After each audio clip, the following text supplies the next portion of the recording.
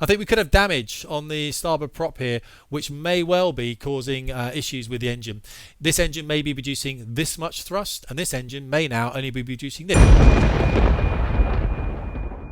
Okay, welcome back to Fast Jet Performance then. My name's Tim Davies, and as you can see, we are back in Shadowlands HQ then. And today I'm going to talk to you about an aircraft accident that happened quite recently over the last couple of days. I've been asked to comment on it, and I must admit, although I know a little bit about this particular thing, which is firefighting, only from what I've read, my background was as a flying instructor teaching on military fast jets in the Royal Air Force for about 20 years. So don't shoot the messenger, guys. Also, before we start on this one, I am just going to say that the way we talk about death in aviation as pilots is quite matter of fact. It can be a little bit brutal. It can come across as quite harsh to those that haven't been in the community. There's no disrespect here whatsoever. It's just lessons need to be learned. Let's learn them. Let's get back up flying again. It keeps everyone safer. Before we cover the aircraft in question, which was a CL415 Canadair firefighting aircraft in Greece that crashed a couple of days ago, let's just look back very briefly at the history of firefighting using big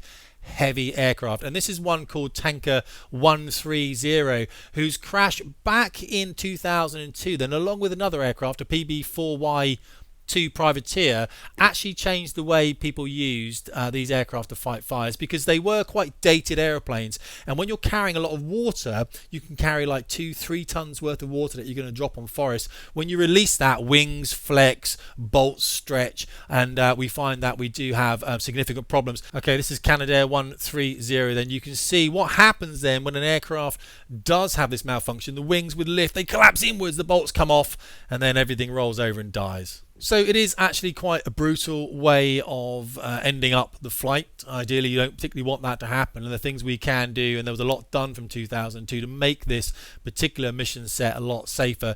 Last year then, Italian 415 crashed during a firefighting mission. You might remember this. Very similar circumstance, in fact, to the one that crashed a couple of days ago in Greece. This one was fighting fires in Italy. Again, the crew had 2 people on it. Italy has, I think, 19 of these particular aircraft. And what's happened on this particular one is we get, I think, if I remember correctly here from the report or whatever I read on it, the aircraft here was circling around trying to make the line so it could line up on the fire to get the water, and it's steepening every single time. But of course, winds are blowing the aircraft. It's a very difficult thing to do this. Not only the winds moving around, but the fires, as the hot air leaves the ground, there's more air coming in underneath it. So the aircraft that are trying to do this are being moved. The ground is undulating. The ground also looks the same. It's very hard to tell where ridges are. The skyline can be blurred out because of all the smoke, so you don't always have a horizon that you can actually look at.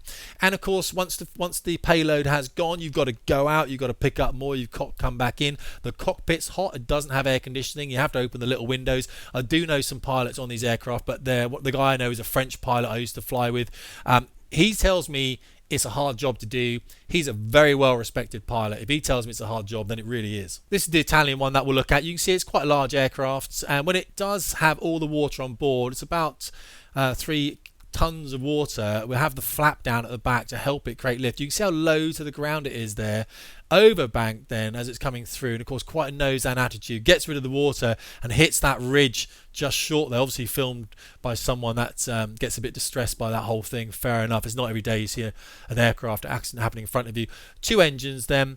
All that water is in the centre of the fuselage, and you can see as it's coming around here, another clearer shot. Look at the flap at the back there. That's the big flap down. We'll have a look at that in a minute. High lift devices then, which means the aircraft is going quite slowly. And of course, as we overbank, what tends to happen is we pull into that turn, and this nose down attitude is pretty critical, unfortunately, because of course if you do point your nose down towards the ground, you do have to bring it back up again to climb. Overbank and 80 degrees there, water's gone, and you're never recovering from that. Hits that. Both those guys didn't make it. CL415 then, by a company called Canadair, got bought out by Bombardier some time ago. 2 big engines, there you go. 2-person crew here, big wing, high lift devices on the back. You can see the flaps are down there. So we do have these big flaps that hang down the bottom there, and that's going to help it fly slow speed, which is good. And if you have a look at this picture here, we have an aileron over the right hand side there. There's one on this as well. And the ailerons are quite critical on this aircraft. They help it roll around like this. So again, I want you just to appreciate the fact that this aircraft is in about a 30 degrees angle of bank turn, as opposed to the one you just saw that was in about 90 degrees when it hit the ground. So this is a good diagram here, and what we're going to use is a pen here just to draw bits of the aircraft on so you can see. And this is quite critical on the edge of the wing then, that helps us roll the aircraft. Pretty much responsible solely for doing that are things called ailerons, and they're right on the outboard of the wing because they're going to help keep those wings nice and level. And if we do end up in a big turn like we just saw of 90 degrees, that can roll the aircraft back again. We need those. I want you to have a think about the fact that they are entirely necessary. And when the aircraft is going slowly and it has a lot of water on board, guys, then we have to have these flaps down that you just saw. These are also known as high lift devices, and they live on the back of the wing there. And they not only create a lot of lift for us, but unfortunately they also create a lot of drag. And that means that we're going to find it quite hard to maintain speed on the aircraft if we start putting it in crazy bank angles, okay? Because lift also has a penalty, and that is drag there. The water itself then lives in the belly of the aircraft here, and as I said, on this diagram and on this piece of paper, it's going to say that we can have about 3,000 kilograms of water in there. The main things I want you to take away from this, okay, is that we've got these two big engines, one on each side. All right, two big engines, one on each side. You need those to be producing power at the same time, else you get this movement effect. And also these ailerons here. We have ailerons on outboards. I want you to remember those bits as we go through the next bit of this film. Aircraft itself then was designed an amphibious water bomber, which is brilliant. Back from '93, scoops up the water then, as you can see there, carries it away. And look, you've got payload, so the water is about 3 tons. That's a lot. That's a lot to be carrying, especially when you release it in one go, because you will get flex. If I'm pulling like 2G on the aircraft, so I'm climbing away my airplane and I let the water go, that 2G can become 5G and I can overstress the aircraft. I have to be careful of doing that. We've seen what happens with wing flex on that first video with the wings folded on top. You don't want to be doing that. And you can see the height that this one is dropping this water at here, and also the attitude of it. The attitude is quite a level attitude. It's flown over, it's nicely level there. If anything, level may be climbing, and the water's going to come down. By the way, if you're ever hit by this water, you think, oh, there's someone dropping this water, I'll go and stand in front of it, you'll be killed. This takes apart cars, it knocks down trees. You're dropping 3 tons of water out the bottom of this aircraft. Water is like concrete. Don't stand in front of this thing. Dig yourself a shell scrape, dig yourself a tunnel. Do not get hit by this water. There we go, cruise speed, flying around about 180 knots then, but look at the stall speed, right back around about 70 knots. Now as we're carrying that water, that stall speed is going to be increased a little bit, and of course stall speed is also increased as we bank the aircraft over. I don't want to get into that at the moment, but if you are interested in that, then by all means come and join my little flight school in Shadowlands on DCS. Come and learn to fly a video game with me. I did teach for, as I said, a decade in the Royal Air Force on fast jets, and I'll explain all this to you. That's like lesson 2 or something. Okay, again, have a look at that bank angle this guy's got on here, around about 20 to 30 degrees, nothing like that, nice and level, maybe a slight decline.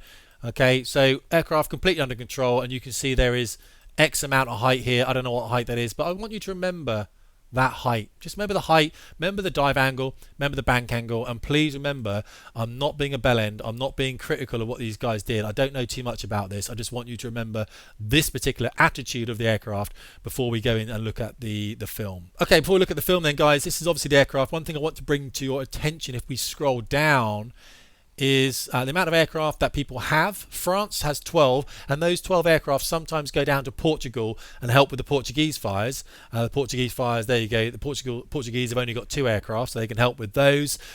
Spain's 25, America's 10. Greece have, well, they had 18. I hate to say it, they've got 16 of these things, of course, and they've got more on order. And if you look at the accidents here, I tend to say incidents, not accidents, but we can see there's a Greek one there, there's a Greek one there, there's another Greek one there, and of course there's the Greek one that we're going to talk about. So the Greeks do have a lot of incidents with these particular aircraft because I guess they probably have a lot of fires out there. They're doing a lot of flying, and to be fair, you know, I guess it's just a very dangerous thing to be able to do. It's not easy to do that. Let's look at the film, guys. We're not going to be overly critical of the film because we're not dickheads, but as I said here, we've got the pilots down here. I didn't realise when I opened this article that we had the pilots, so I must admit I can't even pronounce Stefanistis and Moulas were the two pilots that were flying this aircraft, obviously. And they seem to be in the Greek Air Force. I didn't realise the Greek Air Force were providing this service. A lot of these services are provided by a civilian contractor. This seems to be part of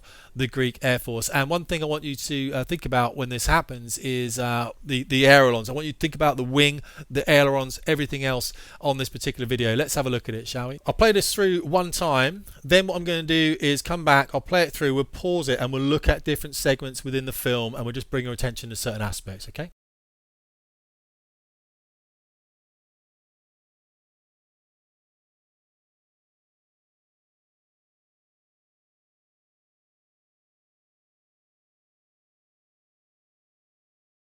In another film you may see, when I do pause that film, if you might see it online or something, up at the top left here there's another aircraft passing by, so that aircraft would have witnessed that, okay, and that would be probably the time for that aircraft to go home. And the reason that we return, we take our aircraft back home when we witness another incident, or we stay at the top to guide in rescuers, is because of the fact that aircraft could have obviously impacted the ground because of poor maintenance. Maybe the maintenance was at fault here, we don't know that. Maybe the fuel was contaminated, we don't know that. So we tend to go back and land, and then we all debrief and we try and work out what this incident was. So there is another aircraft up there at the moment when this actually happens. So let's go back then and let's pause this, and let's get the pen out and have a look at this. So think dive angle, height to ground, bank angle. Dive angle, remember he's got this guy's got 3 tons of extra weight on board this aircraft, so he's leveling out that dive angle. Now we do have flap deployed at the back though, and we've got about 30 degrees. We've seen that picture before, haven't we? That looks quite low to me though. Remember we talked about the height? I'm not judging here, guys, I'm just saying. And there's a recovery action now which is bringing the aircraft up as that water has gone. I'm not saying it looks like a rushed approach. From the approaches I have seen, there seems to be more of a steady state approach when this is released. But of course, you know, fine. What do I know about this? Okay, this is a very interesting one for me now, because something's happened here, and I believe the aircraft's hit the tree with the right wing or the ground. There's something just falling off there, and now we get this, you see it fluttering away there, this thing, and now we can get this aircraft rotating. So we're going to have a look at that bit from where it actually recovers from dropping that water, and I think there's a lot to be brought out of this, to be fair. So the aircraft drops the water, right wing down, and it hits, I believe it hits the tree here probably, and if we just bring this forward now, we'll get the pen out. Okay, so now we've got something coming off the aircraft there. There we go. So we've got something coming off the aircraft there. We can see that now. We can point to that with the arrow here. Also, we've got an aileron on the left hand side here, which seems to be deflected upwards. Now, when you have an aileron that's deflected upwards, the other one should be deflected downwards, and that's going to help the aircraft roll. I believe they're trying to roll to the left here, which is that way, to try and get the wings level. But I don't believe there is any aileron left on the right hand side of the aircraft. There's nothing to roll that aircraft to the left anymore. Okay, there's nothing at all. What we actually get here as well in the next stage is a yaw effect. Don't forget we've got the flap down, that's fine, slow speed handling, fine, but I see the fuselage of this aircraft, which I'm going to draw a line now in blue. This fuselage there, that's the fuselage line. We're going to see that go off in a different direction. I believe that fuselage is going to go like that pretty rapidly, and I think this could be, and this is me speculating, guys, and I don't know, so don't shoot the messenger. If you think you know, whack it in the comments. That's what the comments are for. There's a lot of intellect coming out of my subscribers, which is fantastic. I think we could have damage on the starboard prop here, which may well be causing issues with the engine. This engine may be producing this much thrust, and this engine may now only be producing this. We don't know. This is water, of course, here, so don't worry about that. So let's have a look at that for the next stages. So we already know they can't roll the aircraft left. They've probably got a lot of rudder in. Try and help this and do it frame. So coming back here, we'll see that yaw. Let's have a look. So straight line. There's the yaw there. I think that's the yaw there. Coming off, I think the yaw is there. Can you see that? So maybe you can't. I'll draw a line on it for you. There's a line there going this way. And then I want you to keep your eyes on that line. There's the yaw. See that? The yaw of the fuselage there going right. I think that fuselage now is yawing this way, and I think that could be because that engine here is still producing a lot of power, and this engine might be damaged. The prop may be damaged due to the collision with the tree. I don't know. I'm just saying, guys. All right. So let's go for the next phase. Yep. You see the nose coming right. nose coming right, the aircraft's rolling right, rolling right, rolling right, still rolling right, and now the nose is going to break the horizon, which means we're going to fall below the horizon. Horizon, obviously horizontal, clues in the name, and now that nose is going to end up coming below the horizon there, okay? And that's going to make it very difficult to recover, especially such a low height. There's the nose coming down now. You can see the nose coming down now. And from that point, I'm no expert on these heavy aircraft. My brother was a C-130 captain in the Royal Air Force. He'd know all about this kind of stuff, you know what I'm saying? I would say that's pretty much irrecoverable from there. The height of the ground, irrecoverable. I don't think they've got a starboard aileron. I think they've probably got an engine mismatch of power. They've probably got full left rudder in there to try and help, and nothing good is going to come of this situation from now. Never recover wings, and they're straight in. Okay, guys, pretty horrendous. All right, I'm just trying to break it down for you in a real fast fashion. I'll try and keep it short as possible, but look, comments, anything you have there for me down in the comments, absolutely fine. Look, guys, really appreciate it. Tim Davies, Fast Hit Performance.